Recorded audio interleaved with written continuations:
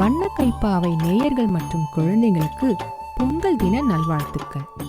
நம் தொன்மை கலாச்சாரத்தின் அழகிய அடையாளமான பொங்கல் பண்டிகையை பற்றி தான் இப்போ நாம பார்க்க போறோம். நம் பாரதத்தின் பிற மாநிலங்களில் மகர சங்கராந்தி என்று அழைக்கப்படும் தை மாத முதல் நாள் தமிழ்நாட்டில் பொங்கல் திருநாளாக கொண்டாடுகிறோம். இது தமிழர் திருநாள், அறுவடை திருநாள், உழவர் திருநாள் என்றும் அழைக்கப்படுகின்றது. இப்பண்டிகையை நாம் மட்டும்தான் கொண்டாடுகிறோமா என்றால் இல்லை. உலகின் பல நாடுகள் தேங்க்ஸ் கிவிங் டே, ஹார்வெஸ்ட் ஃபெஸ்டிவல் என்ற பல பெயர்கள் இயற்கைக்கு நன்றி கூறும் விதமாக இதே பண்டிகையை கொண்டாடுகிறார்கள். சுழன்றும் ஏற்பின்னது உலகம், அதனால் உழந்தும் உழவே தலை என்றார் திருவள்ளுவர். இவ்வுலகமே உழவு தொழிலை நம்பி சுழன்று கொண்டிருப்பதால் உழவே தலையாய தொழில் என்பதே இதன் பொருள். உணவு என்பது ஒரு பொருள் அல்ல, அது நம் உயிர். உழுது உயிர் கொடுக்கும் உழவர்களையும் அவர்கள் உழைப்பின் உன்னதத்தையும் உணரும் நாளாகவும், உழவுக்கு உறுதுணையாக இருந்த இயற்கைக்கும் மற்ற உயிர்களுக்கும் நன்றி தெரிவிக்கும் நாளாகவும் பொங்கல் பண்டிகையை நாம் கொண்டாடுகின்றோம். 4 நாட்கள் கொண்டாடப்படும் பொங்கல் பண்டிகை மார்கழி மாத கடைசி நாள் கொண்டாடப்படும் போகி பண்டிகையுடன் தொடங்குகிறது. பழையன கழிதல் புதியன புகுதல் என்ற கூட்டிற்கு ஏற்ப வீட்டில் இருக்கும் தேவையற்ற பழைய பொருட்களை போக்கி வீட்டை சுத்தமாக வைப்பது போல நம் மனதில் இருக்கும் பகைமை, அச்சம், பொறாமை போன்ற தேவையற்ற எண்ணங்களை போக்கி புத்துணர்வு பெற வேண்டும் என்பதே இப்பண்டிகை கொண்டாடுவதின் சிறப்பு பலனாகும். சுற்றுச்சூழலுக்கு மாசு ஏற்படுத்தாத மக்கும் குப்பைகளை மட்டும் எரித்து இப்பண்டிகையை கொண்டாடுவது நம் கடமையாகும்.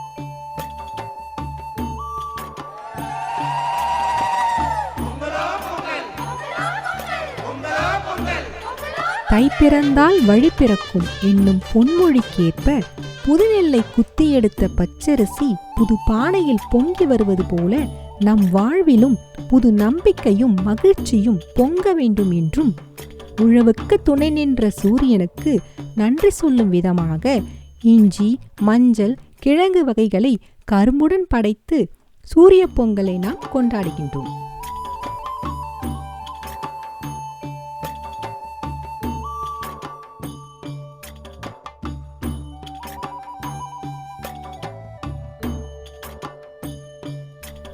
நன்றி மறப்பது நன்றன்று என்றார் வள்ளுவர். அவரின் கூற்றிற்கேற்ப உழவிற்கு உதவிய பசு மற்றும் காளைகளுக்கு நன்றி சொல்லும் விதமாக மாட்டுப் பொங்கலை கொண்டாடுவதன் மூலம் மற்ற உயிர்களையும் நேசிக்கும் உயரிய பண்பை நாம் கற்றுக்கொள்கின்றோம்.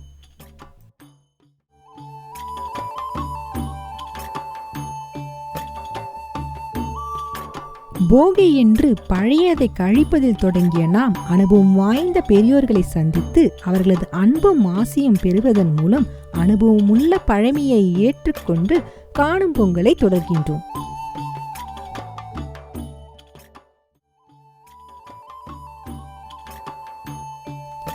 சாதி மத பேதமின்றி நம் அனைவராலும் கொண்டாடப்படும் இப்பொங்கல் பண்டிகையின் சிறப்பினை நாம் அடுத்த தலைமுறைக்கும் சொல்லிக் கொடுப்பது நம் கடமைகளில் ஒன்றாகும். நன்றி.